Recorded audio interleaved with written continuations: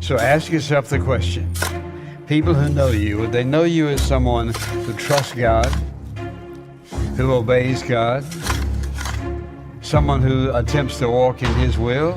Or do they just know you as a person who sort of just does whatever comes naturally, and you want to be happy and you want to be successful and you want to fit into the ways of the world?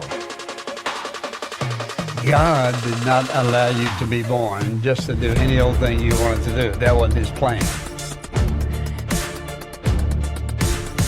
Watch carefully as the Apostle John defines darkness in his context. Darkness comes in a lot of different ways, but what John's talking about here is understanding the work of the Holy Spirit in your life. If you will acknowledge that work and agree with what the Holy Ghost is doing in your life, you won't walk in darkness.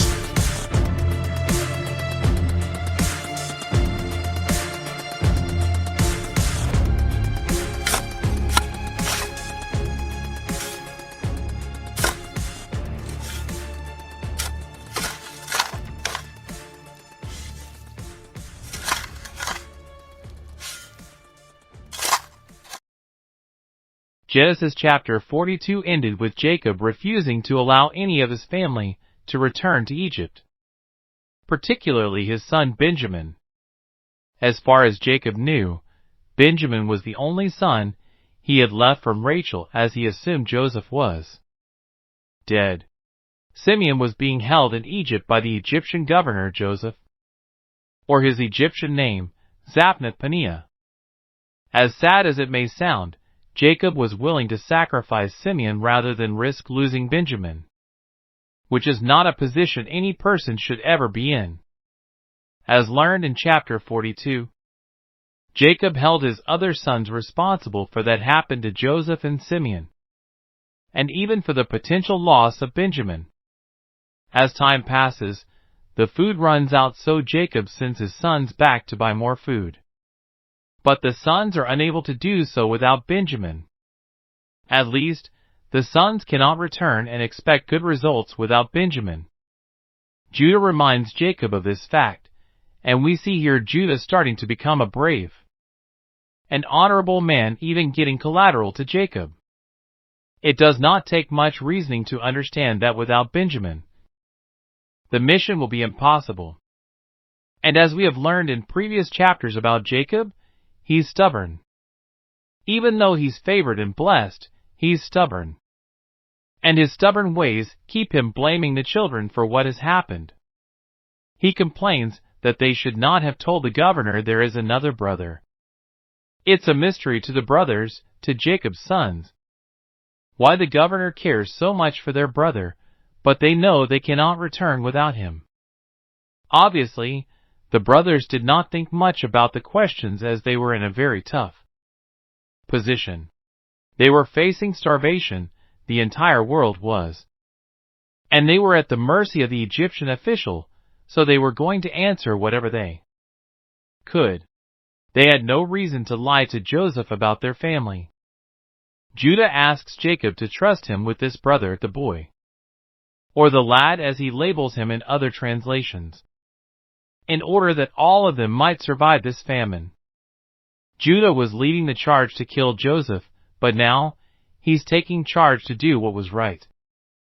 Judah promises to take personal responsibility for Benjamin's safety, and he goes further and offers himself as a pledge of safety.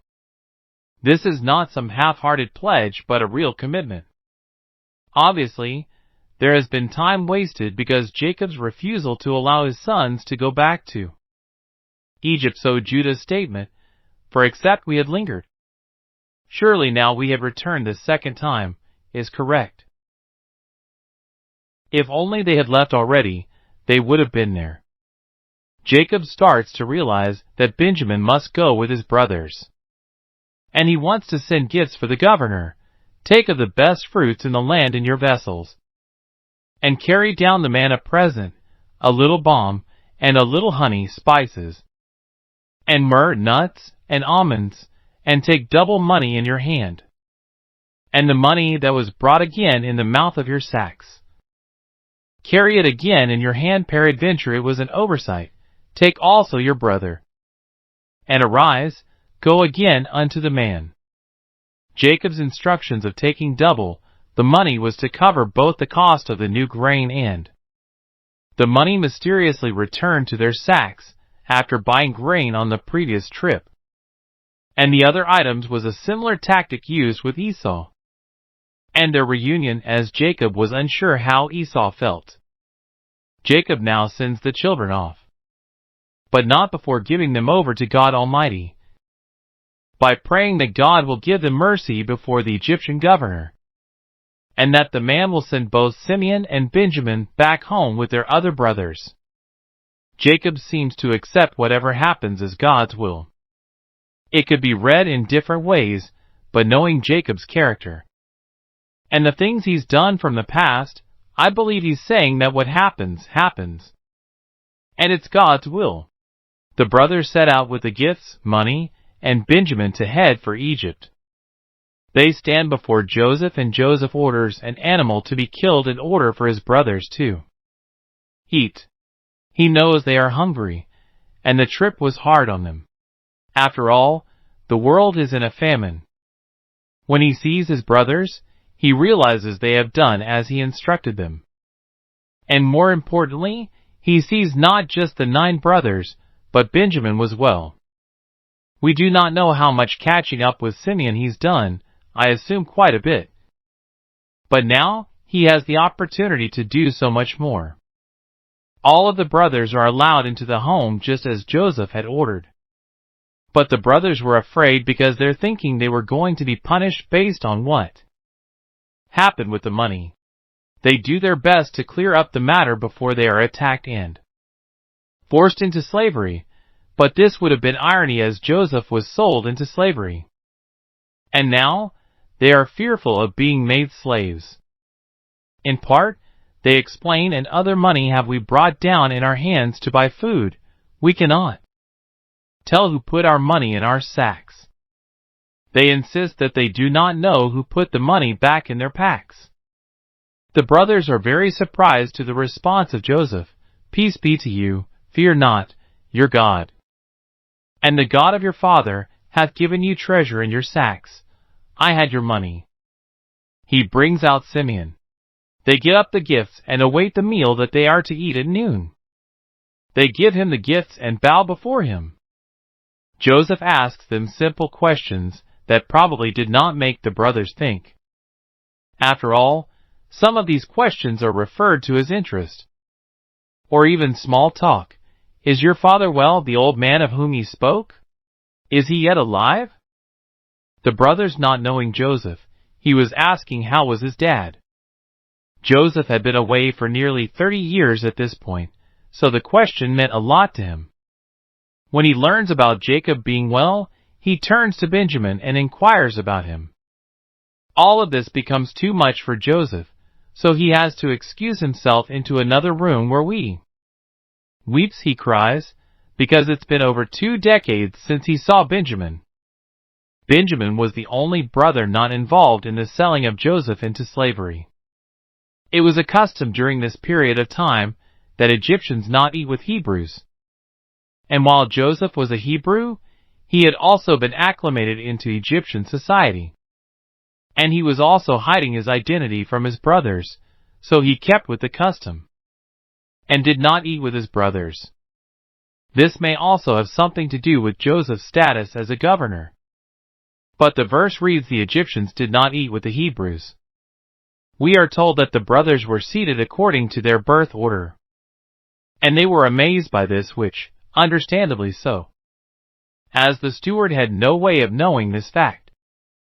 All of the brothers were served food, but Benjamin received so much more in regards to portions. Despite Benjamin getting so much more, the brothers do not seem to mind as they become merry in their surroundings. And this is where chapter 43 ends, a scene of brotherly love with food and relaxation. Chapter 44 begins with Joseph sending the brothers, including Simeon, off in good standing with their sacks filled with food. The sacks are filled with as much food as they can hold. And once again, Joseph sends the money back with his brothers. Unlike the last time, Benjamin accompanies his brothers. And Joseph instructs for his steward to put a silver cup in Benjamin's sack. And when the morning sun had come, the men departed from Joseph's presence. What happens next appears to be a change of heart from Joseph as he waits for his brothers to get ahead before he sends his men after them. He instructs his men, when they have caught up to his brothers, to ask, "Why have you decided to repay evil for good?" This question probably does not make a lot of sense at first. But repaying evil for good was in reference to the cup in Benjamin's bag.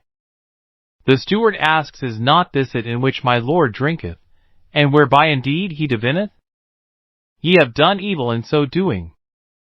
The brothers do not know what the steward means by such a statement, as they are innocent, and have no idea of the cup in Benjamin's sack. Earlier in Genesis, Rachel had stolen some items from her dad, Laban. And once Laban had caught up to them, Jacob was bewildered by the accusations. And this was a similar picture, except the brothers did not take anything.